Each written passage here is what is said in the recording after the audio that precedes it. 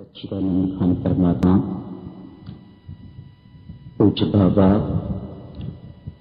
पूज्य गुरुदेव, हम सब आपके अबोध बालक, आपके निमंत्रण पर आपने हमारे नाम स्वीकार किए हैं। हम यहाँ आपके दरबार में एकत्रित हुए हैं। हमारा साष्टांग दंडवत प्रणाम स्वीकार कीजिएगा प्रभु। कोटि कोटि प्रणाम अर्ज करते हैं हम। हमारा बारंबार प्रणाम स्वीकार करें।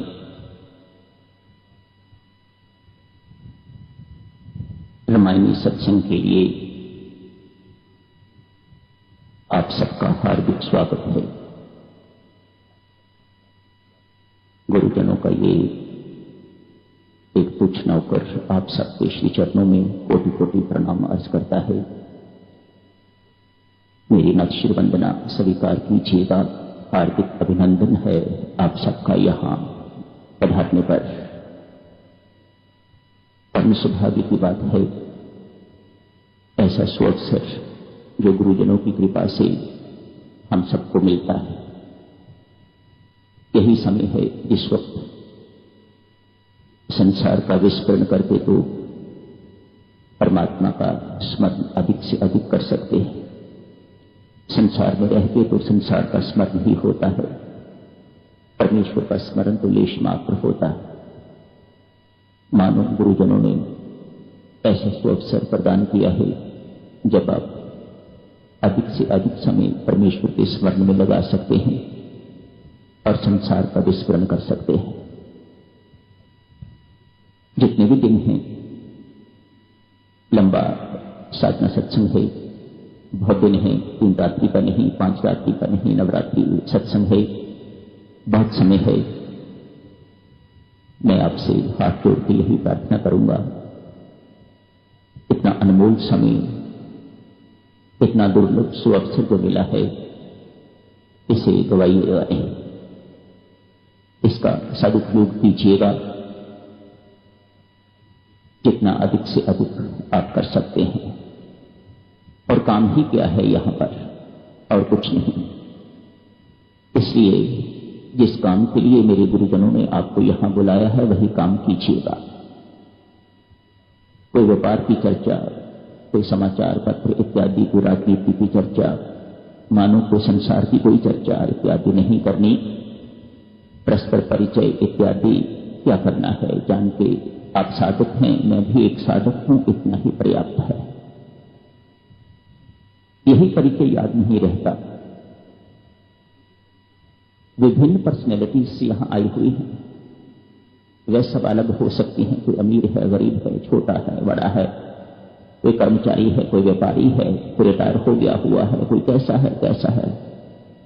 विभिन्न प्रकार के व्यक्तित्व यहां पर पधारे हुए हैं, पर एक व्यक्तित्व जिसे कभी नहीं भुलाना, वह है कि हम सब साधक। यहां आके ये बड़प्पन यदि नहीं मरा तो फिर कभी नहीं मरेगा, इसे कोई नहीं मार सकेगा।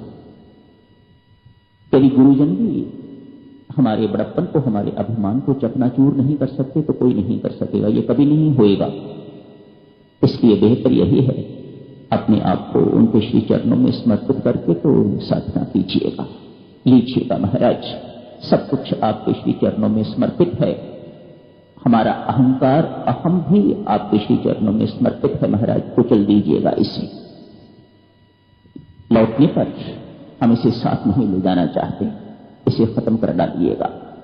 तो कोई उपलब्धि जो यहां से आप प्राप्त करके जा रहे हैं, यदि वैसे ही फुंकारे मारते हैं जैसे मारते आए हैं तो कोई उपलब्धि जो है वह नहीं मानी जाएगी। फिर तो कुछ नहीं पाया यहां रहते भी। कार्यक्रम इस प्रकार होगा।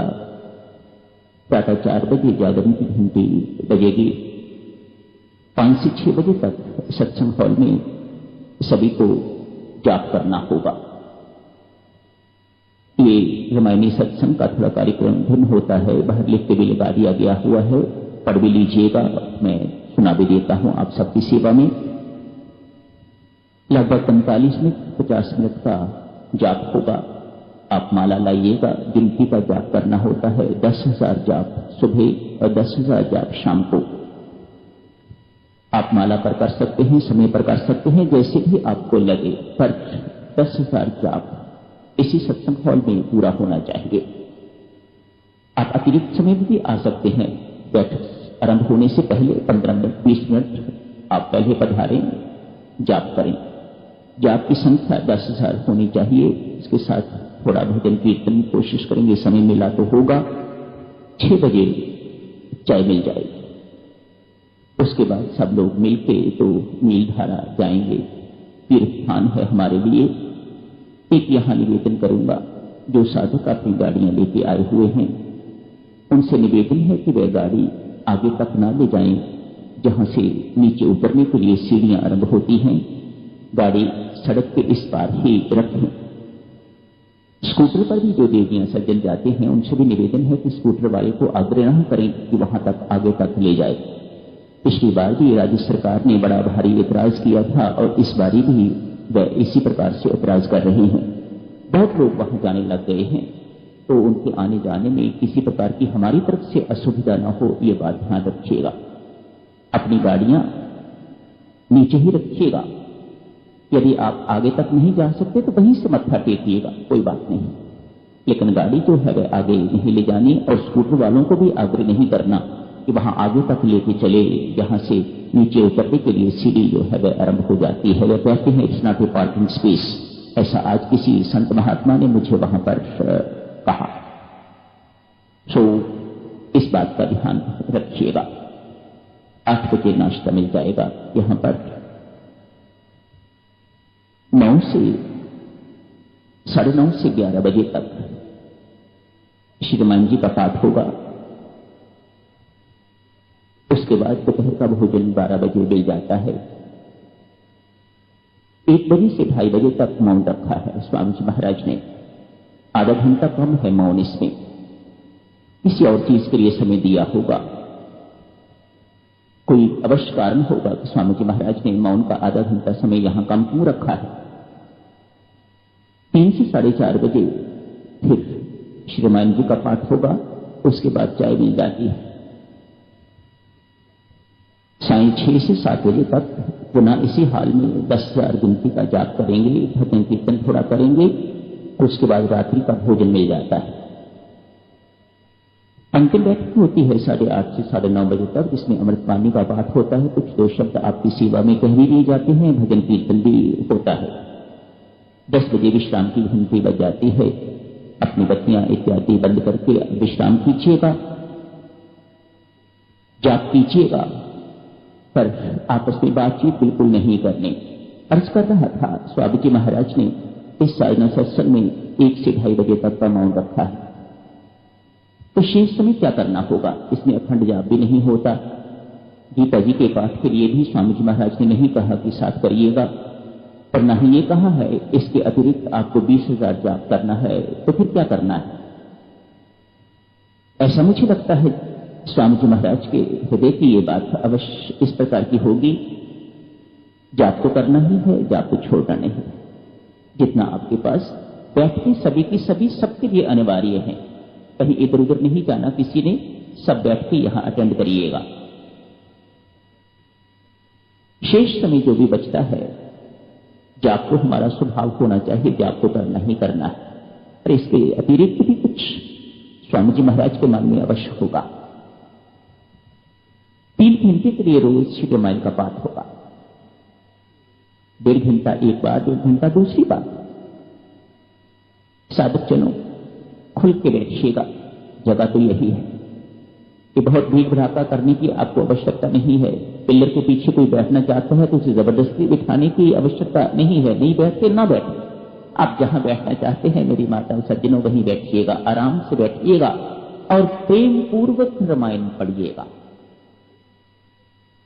नेतृत्व करने वालों से भी निवेदन है कि वे भी धीरे धीरे प्रेम पूर्वक रामायण पढ़ें, और हम भी उनके साथ मिलकर प्रेम पूर्वक रामायण पढ़ेंगे। पढ़ने के बाद ऊपरी चीजें तो पता लग जाएंगी पढ़ते पढ़ते, सूक्ष्म चीजें पढ़ते पढ़ते नहीं पता लगती। वह जिस वक्त आप जाप करेंगे तो वह प्रसंग आएगा, वो शूर्पणखा आज आई थी। क्या छोटी सी बात का किस प्रकार से उसने बतंगड़ बना दिया। वह क्या करना चाहती थी, उसकी भावना गंदी थी, अच्छी भावना नहीं थी। जाप करते हुए जब इस बात पर आप मनन एवं चिंतन करेंगे तो रामायण जो सूक्ष्म है, जो सूक्ष्म चीजें हैं जो रामायण में, वह आपके मानस में उतरेंगे। यूं कहिएगा भक्तजनों, स्वामी जी महाराज ने ये समय दिया हो जब आप रामायण जी को पढ़ने के बाद उस पर मनन चिंतन करके तो उसे अपने जीवन में उतारें। न जाने अनगिनत बार हम रामायण जी को पढ़ चुके हैं, लेकिन किसी के अंदर किसी एक पात्र का जीवन हमारे जीवन में उतरा हो ऐसा दिखाई नहीं देता। विडंबना है ना। संत महात्मा कहते हैं रामायण पढ़ने का तभी अर्थ है यदि अपना जीवन आप वह परब्रह्म परमात्मा जिसने अपने आप को मानव बन के तो नरलीला करी है, यदि अपना व्यक्तित्व, अपने कर्म, अपने आचरण, अपने विचार उनसे तुलना करें कि हम कहां खड़े होते हैं, तब रामायण पढ़ने का फायदा है। असंभव नहीं है भक्तजनों, मत सोचिएगा कि हम कभी राम नहीं बन सकते। नहीं, राम का काम ही है सबको राम बनाना। वह राम आपको बनाते रहेंगे, आज नहीं तो कल, कल नहीं तो परसों, अगले जन्म में, उससे अगले जन्म में वह आपको बनाते ही रहेंगे। अभी से क्यों नहीं? आपका सहयोग होना चाहिए, वह बिल्कुल तैयार। आपको राम बना के रहेंगे। वह राक्षसों को राम बना सकते हैं तो हम तो इंसान मानव बनाया, साधक बनाया है हमें वह राम क्यों नहीं बनाना चाहिए। शेष समय जितना भी है देवियों सज्जनों, जाप करते हुए रामायण जी पर जो पड़ा है, प्रसंग आया है, उस पर मनन चिंतन कीजिए। आखिर रावण के पास सब कुछ था,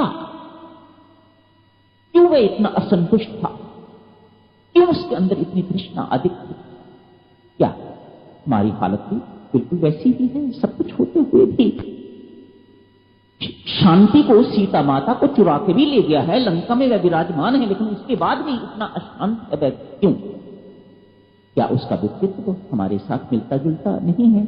इन बातों पर चिंतन मनन कीजिएगा और कैसा होना चाहिए ये अपने आचरण में, अपने जीवन में इसे उतारिएगा। भले ही अखंड जाप नहीं है, लेकिन अखंड जाप का कमरा तो अभी खुला है। अभी थोड़ी देर में जाकर मैं अधिष्ठान जी की लाइट जला दूंगा, जलती रहेगी जब तक साधना सत्संग की समाप्ति नहीं होती। आपको वह लाइट कभी बुझानी नहीं, अधिष्ठान का पर्दा गिराना नहीं, जैसा है रहने दीजिएगा।